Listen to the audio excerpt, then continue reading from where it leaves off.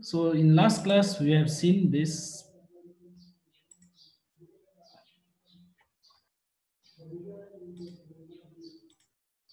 We have seen this part. So just if you see that recap part.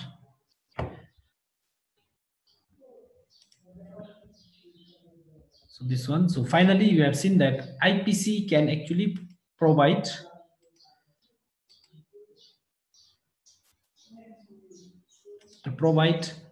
a highly effective scheme for power transmission management at multi-line substation. So it can be used. So this is the main benefit of this, where it can be used for that multi-line substation. So this is what. Now basic operating principle. So if you can see in general form, what you have is the IPFC employs, or it uses number of DC to AC converter, each providing a series compensation for different line. Or in other words, what you have is the IPFC comprises a number of triple SC. So that is there. So n number of triple SC. However, within this concept, what you can have is IPC is the compensating compensators are linked together at their DC terminal. So this is the DC terminal. So one common terminal is there. DC terminal is common. So this one. Okay. So HP1, one SS triple SC here, another triple SC, another triple SC, number of this. However, they are linked to one DC bus. So this is your DC. So this one DC terminal. Okay. So now another point you can have is with this scheme, in addition to providing the series reactive compensation, what you have is any converter can control to supply real power to the common DC link from its own transmission line. Means you can share data. So any of this HP1, so whenever there is an axis in HP1, then HP2 can share. So come on to this DC link, and then you will share. Thus, what you have is the overall surplus power can be made available from underutilized lines, which can be used by other lines for real power consumption compensation. Okay, so that is the benefit of this. So this one. Okay. So addition to the reactive power compensation, series reactive power, it can control a real power.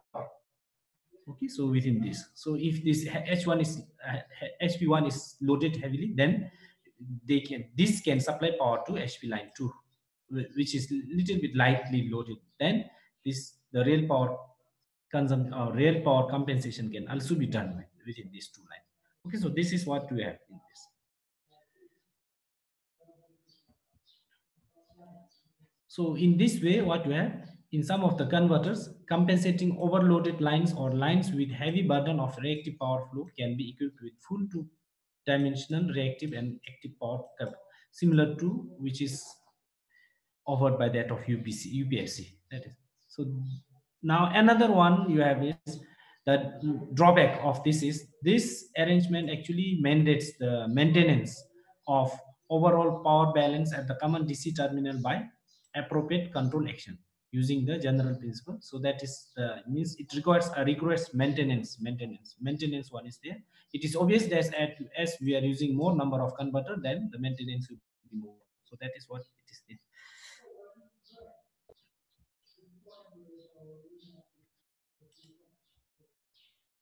Now you can see the consider an elementary IPFC schemes, so which consist of back to back.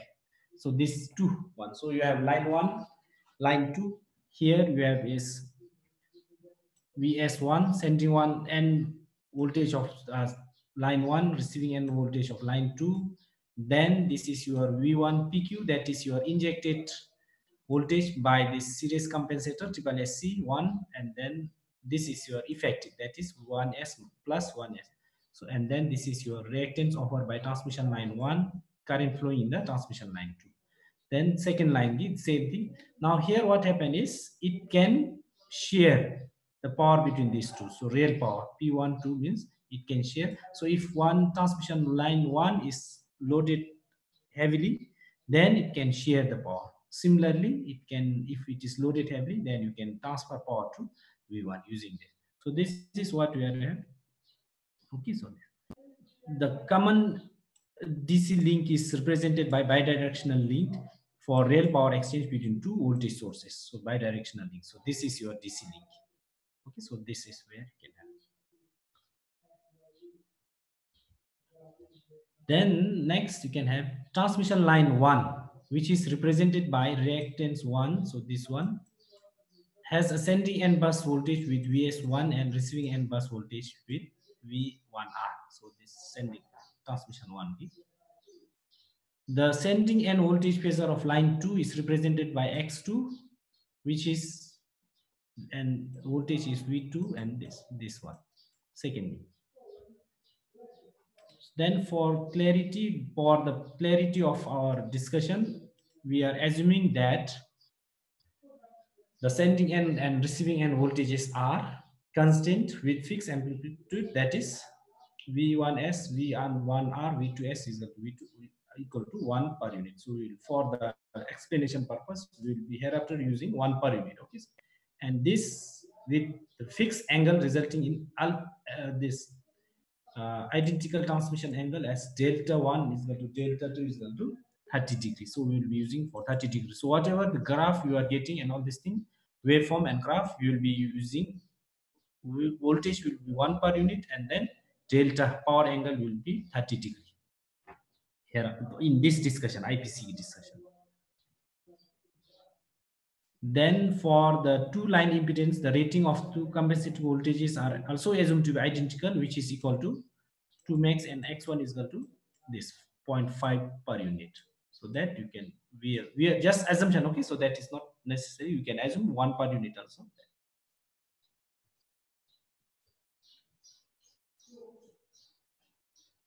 Then another assumption you are having is two lines are assumed to be independent and not in any phase relationship with each other. So they are independently doing this. Then to establish the transmission line relationship between the two systems, system 1 is selected. So we are selecting the system 1 as a prime system. So for which the free controllability of both real and reactive power flow is stipulated. So we are just selecting. You can use this system 2 also, transmission line 2 also. So now we will try to see this system. We will try to analyze this system only, system 1, and then see what will happen when it is overloaded, what will happen when it is underloaded. So let us see this part. So the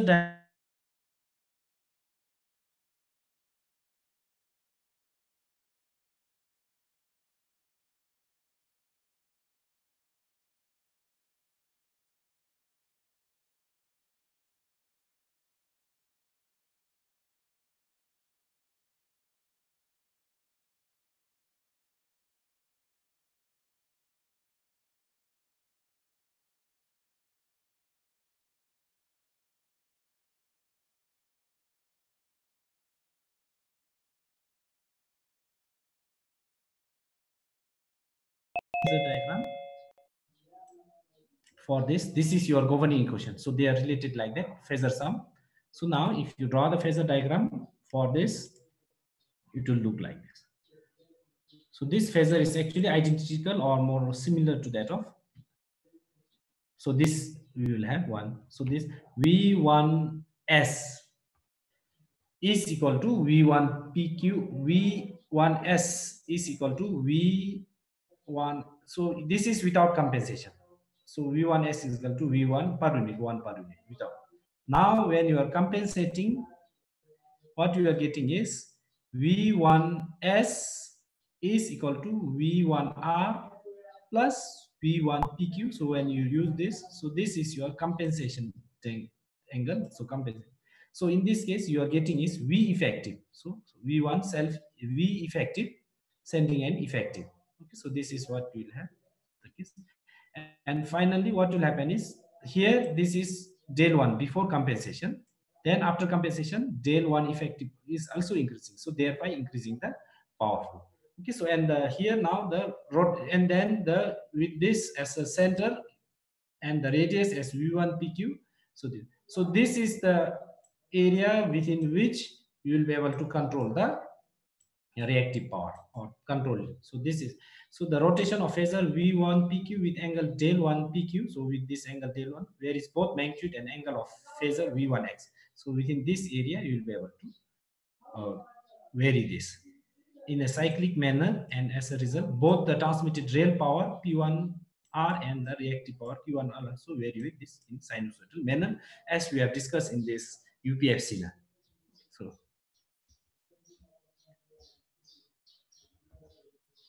So here now, if you see the variation of P1R and Q1R with rotating V1 PQ max can be with the help of this PQ. So this is at Vp is equal to 0 real power, so without compensation. So this is your central line or without compensation line. Say similarly here also we have without compensation line. So here you can see this figure. Okay, now if you want, so above this reactive power compensation, so reactive compensation line, this is there. So without, so there is no real power flow here. Now if you want to supply, if the system, you want the power to be supplied to the system, then what will happen is that you have to increase this. So above this will be your power supply, and if the compensation is done below this one, you will be absorbing, the system will be absorbing the power. Okay, so here, so this is the compensation of prime system one discovered to that of UPFC, which is there.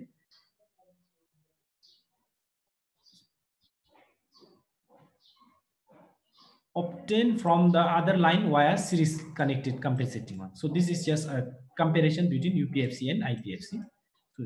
So here also you can see this is at angle 30. We are drawing that angle 30. So this is at 30 line angle. So power supplied above this power. So now as you, so now you see, as you, so here the power supply will be more near to this.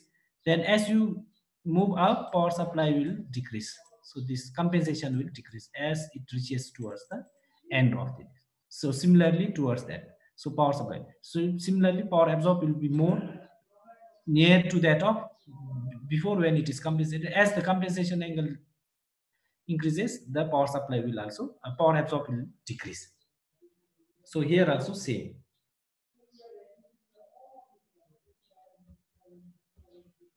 So you can see here that just you can go through in order to establish the compensation range for line 2 under the constraint imposed by the unrestricted compensation of line 1. So you can decompose that real part and reactive part of the power. So same thing, whatever we have discussed here.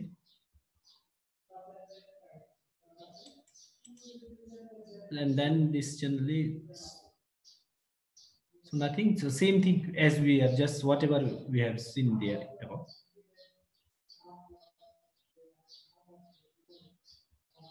So here now you can see is the circular operating region. The circular operating region, this region, this circular of the injected voltage phasor, the magnitude V1 PQ, this V1 PQ, so of this is controlled over the attainable range of del, so that it ends stay on a straight line trajectory. So this line, within this line only, it says voltage compensation line within this line, parallel to the line connecting the ends of the sending end and receiving end phasor. So that is your reactive voltage compensation, as figure, this figure. Okay. So this. Then the component of VPQ is in phase with the prevailing line current will result in the constant rail power demand that must, so this, okay, so here parallels here, these are the things, these parallel lines. Okay, so as it is, so that the converter must supply or absorb independent of, so they are independent of del. So this is what actually it means. Then this means within that operating region of V1 PQ, the reactive compensation is variable along the voltage compensation line. So here within this, so they are independent of these lines.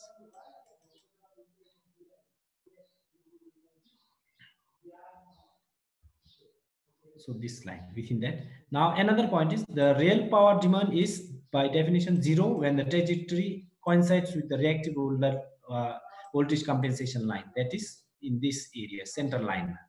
So that is real power demand will be 0 in this case. Now the real power demand will decrease as it goes up, decrease as goes down. So this is what actually it is. So now what will happen is here the point for that main point, the increasing amount of real power is to be supplied to the system 1 as the compensation line is shifted higher and higher above the reactive voltage compensation line in the upper half of the control region here. This one, upper half, this upper half, and similarly the increasing real power is to be absorbed from the system 1 as the compensation line is shifted lower. So increasing real power. So this is second part.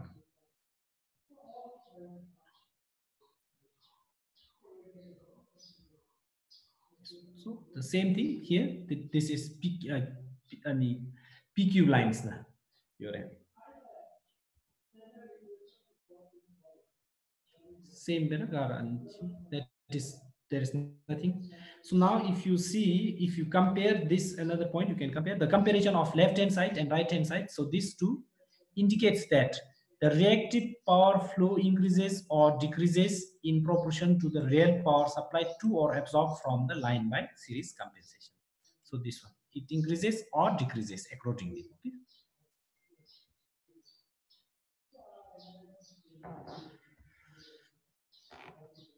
So finally, the conclusion part, in general, at a selected operating point. So here, at a selected operating point means now if you are selecting here, okay, so if you are choosing this point as a selected operating point, converter 1 has to exchange both reactive and real power with line 1. So that is first point. However, another point is, however, the converter can internally generate only the reactive power, and thus it must be supplied with real power heat exchangers. So it has to be supplied. Internally generation is only possible of the reactive power, whereas the active power has to be supplied from that other lines. Then another point or conclusion remarks we have is the constant real power remain constant while the internally generated reactive power changes as the operating point of converter is shifted along a selected voltage. So as we shift it up and down, so the power decreases. So in this circle, here you have, so as it is moving up, see the power, internal generated power will decrease as you, or as you move down, it will decreasing. So that is, however, real power demand will remain same.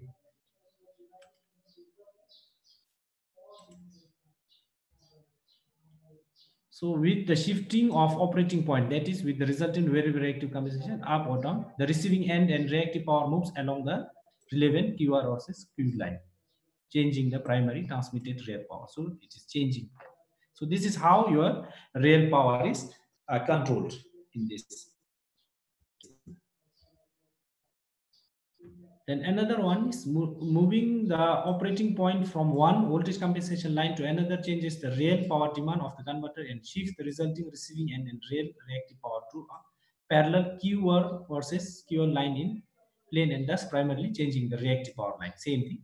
So here again, move the loop. Yeah. See here it is changing. No, first here it is maximum. Then as it's moving little bit less. Yeah. Then it will be more or less.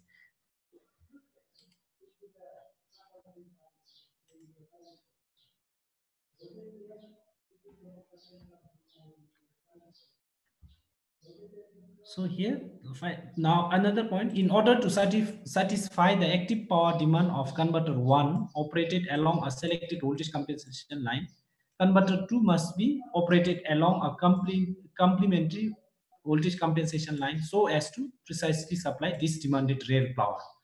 Okay, so this is what we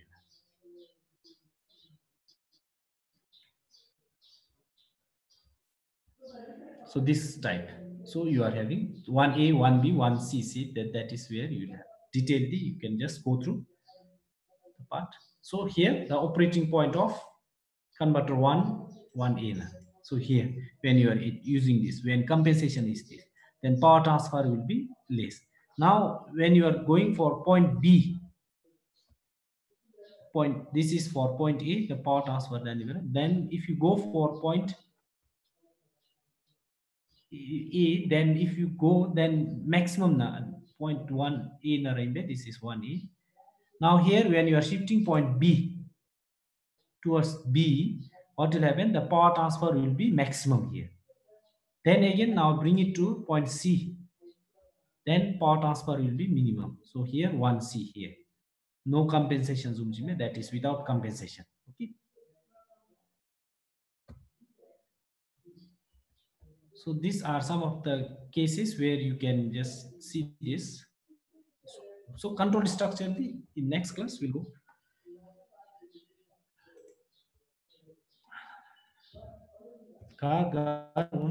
Okay, 21. Rajesh came. Rajesh is there. Yes, sir. Karmaongdi? Karmaongdi is not there. Kinle Wangshu?